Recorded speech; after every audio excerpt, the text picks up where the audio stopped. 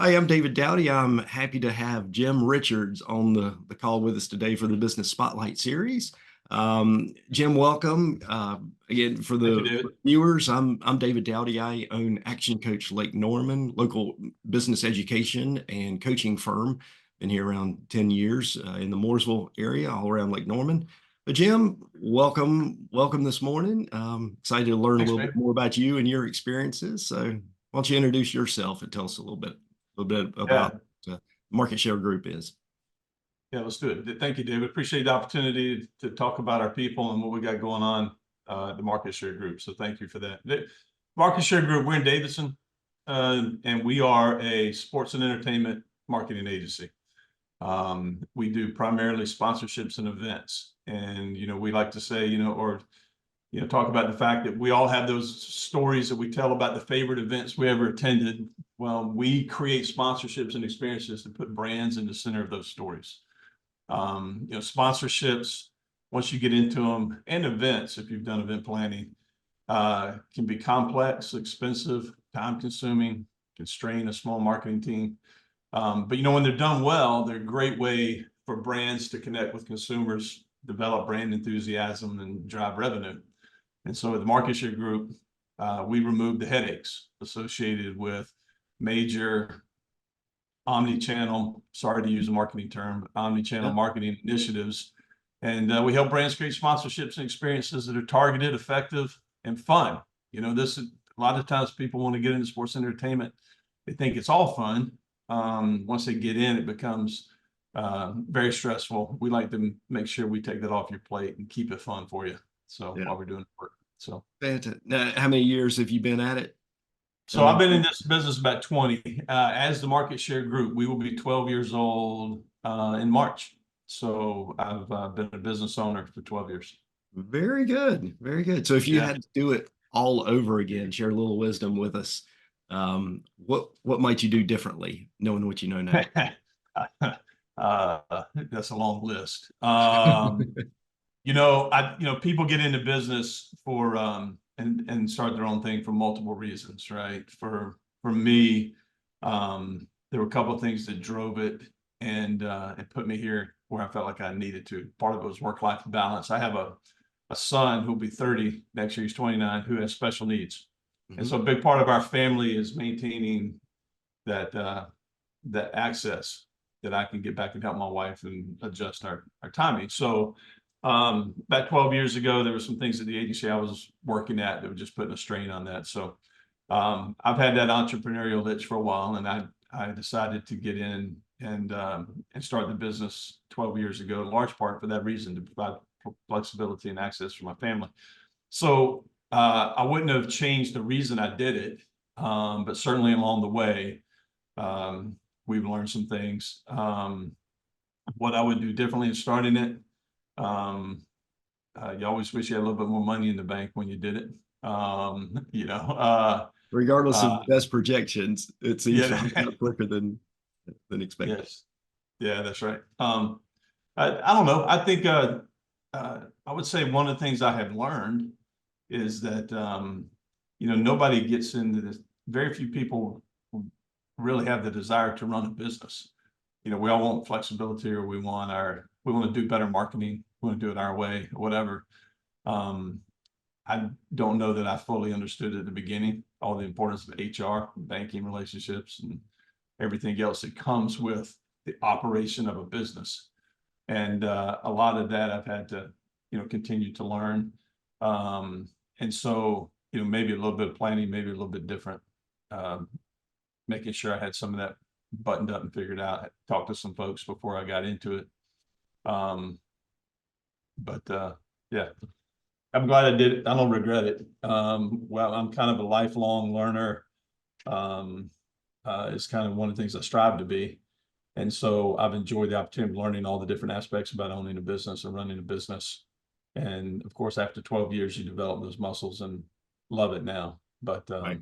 Right. back then, It is fascinating what you're referring to. I think as so many folks come out of corporate or other larger businesses, and they're used to picking up when they need something, they can pick up the phone and dial a certain extension, and boy, there it is, and it's taken yeah, care of. When I you always say, Yeah. It's kind of a joke with my guys. We do a lot of consumer brand business, and I always joke. It's like if you ever met anybody from Procter and Gamble, um, you know it because that's the first thing they tell you. It's like I worked at Procter and Gamble. Well, that was 20 years, but I worked there, and it stays on the resume because it is incredibly easy to get a door open. Working for some of those bigger companies, and Yeah. you kind of, I think, you kind of take for granted. Um, It's interesting, Jim. it's tough. 40 years ago, coming out of school, guess who I worked for? Did you really? Gamble. Yes, sir, I I did. did. Am I right? Am I Yep. right? Yep. Oh, yeah. Worked for Procter and Gamble. I Right. worked for Procter and Gamble. Oh, did you? Okay, great. Yep. We all wish we did. So that's Yeah. funny.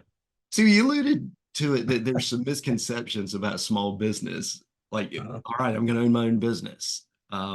Yeah, what are some of those misconceptions that people have? And even, I guess you mentioned the work-life balance.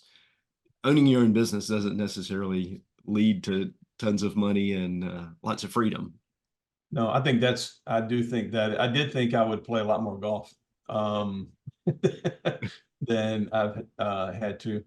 I think, yeah, just um, I like creative. I like spending time with clients. I like writing proposals. I like dreaming big dreams. And I get to do that about 2 hours in the morning before anybody else gets to the office. And then it's on. Then it's putting out fires. Then it's HR, it's accounting, it's all those different other things that you can't ignore. Or um, it's how do I lead my team? How do I we're small. We have, at our height, we've had 6 employees full time with a few on the road, field managers who work for us with some of our events. And so it falls on the business owner. And again, I love our people. I love serving our people. I love serving our clients. Um, I would say that's another thing that I think when you get into business, um, and maybe it's a little unique to us because we are a service business, 100%. That's our goal is to make our clients the hero of the story. We are the guide, but we are doing it for them. If you don't have a servant heart, if you don't have some level of being willing to realize everything you do is for somebody else, then owning a business or doing this business is tough, right? If Yeah, you're thinking I'm gonna go make money, I'm gonna make bank, I'm gonna be a baller, I'm gonna, whatever your goals are focused around you, then owning a business is a tough place to be. right. So is that servant heart, is that where you point to for your successes? I mean, 12 years, or statistically, there aren't that many businesses that make it 5 years, much less 10 years. And here you are, 12 years. What's been the real key to your success and growth? I think that's it. I think, we have our values for a company are trust. We really focus on, that's number one, tell the truth Mhm. um, with our clients, with each other. Service is number two. Um, uh, Certainly accountability, communication are two others. We just added one the other day, learning. Again, this environment is so, um, everything's changing so fast. And we've always been about learning, sharing best practices, really important in our culture and everything we do here. But we just added it as a core value that we want to be learning and growing. And I think one of the differentiators for sure is that service, and that service mentality is something that sets us apart. People know it when they work with us, that we're about making them successful. Yeah. We used to say that we're about making, my job is to get my client promoted, right? I mean, if our clients are not being successful, then, what can we do to get them noticed internally? What can we do to make them look better um, as a goal? So, Uh, with regard to the work-life balance, if there is a balance, you alluded to the fact that you get in early before Anybody else gets there to do some of your own personal development.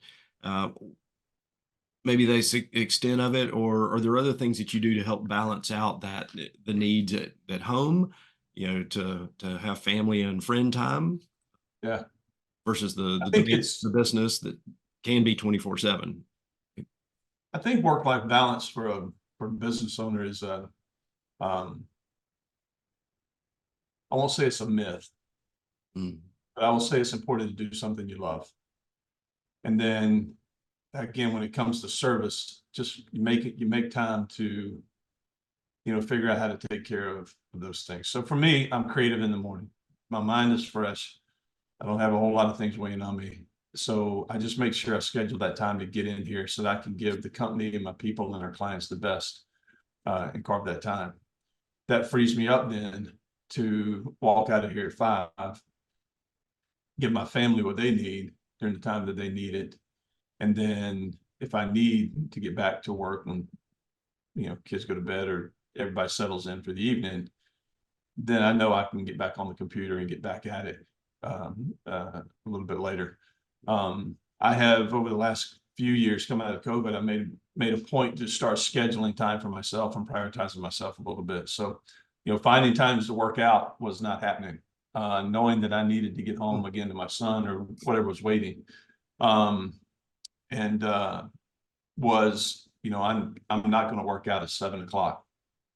I'm going to be too tired to do it. So I just had to put it in my calendar. So, you just got to schedule it, had to schedule it and put it in. Everybody can think I'm in a meeting. It doesn't matter, nobody knows that I went to the gym, but it's scheduled in my calendar 4:30, at least 2 days a week, sometimes 3. And then if I can find time, other times in the morning to get out, go for a walk, get steps in, whatever I need to do. So I think scheduling, I think just really looking at when you're at your best and, 2 hours of my best is better than 6 hours trying to find it in the midst of the day when you're putting out fires, right? So, Sure. Brilliant. Brilliant. Well, all right, as we start wrapping up, if you had one nugget, one word of wisdom, or maybe two, what would you share with another business owner that's kind of out there getting it done, maybe seeing some good things happening, but also hitting a few roadblocks, maybe even an emerging business owner? yeah, I would say, uh, one of the great things about good entrepreneurs that I've seen or talked to is, the ability to just kind of assess the risk. But I think a lot of people have misconceptions about entrepreneurs that they're the people who just went for it all. They risked it all. And I think you have to look at people in your life and your family and make sure you assess all the risks before you move forward. That being said, with any business, and that being said, um, I do think that you got to be focused on growing. Somebody has said if you're not growing, you're dying. And I think with anything you're doing in your business, you got to be continuing to look at either new business or growing your existing business, which is probably easier. Looking for ways to continue to serve and grow business. And for us in 2018, just to kind of share some vulnerability here with other business owners, 2018, we had our best year with a couple of different clients, but I think I got complacent. We had 2 big clients we were doing work with. Our revenue was great, and we lost 2 projects at the end of 2018. So going into 2019, we were down. Our pipeline was not in good shape. We had not been aggressively continuing to grow or looking to grow. And so we spent 2019 considering a couple of different options. And we were looking at a merger actually with another agency. And so got focused there. And then into 2019, that didn't work out. So it was like, okay, well, let's go start looking for new business. COVID hit 2020. Mhm. So we're already down and we hit a time when cash was king and, that something that is never going to happen happened. And when you're event marketing industry, business, Uh, and a market with no events. oh, Um, it's a tough time. And so we pivoted, we did a few different things, but it was like, uh, 2020, we all knew what we were up against. We joined hands and we said, we're going to fight this. We're going to win together. 2021, we thought this was supposed to be over. Why are we still going through this? mhm. And into 2021, we finally started getting some momentum back. 22 and 23 were okay for us, good. And now we've been locked in on growth. And just you don't know what's coming down the pipe. So you keep growing, people move around, jobs move around, focus on new business, on growth all the time. We're not very salesy, we're very relational, we're Mhm. very word of mouth, we're very um, we're not spending a lot on advertising for our business, but we're constantly looking for conversations that'll lead us to the next place, opportunities like this to tell who we are, Right, um, right. and just stay aggressive. So, Fantastic. yeah, Well, Jim, if I appreciate you sharing that. yeah, Interesting times the recent years here. no doubt But about it. yeah, if somebody want to reach out to you and have a chat or learn a little bit more, what's the best way to reach you? Yeah, well, my email's Jim at the Market Share Group. I'm happy to talk to other business owners and share our experiences if we can be of help, point you in the right directions. Obviously, brands who are looking to do sponsorships and events, we're obviously open for business there too. But I do some stuff on LinkedIn. Follow me on LinkedIn. We put some regular content where we talk about sponsorships and events, a little bit about Right. business ownership and life, and it's another good place to find us. So, Fantastic. Jim yeah. Richards with the Market Share Group. I appreciate you being on the call today on Business Spotlight. And thanks for sharing so much with us. Hey, thank you, David. Appreciate the opportunity.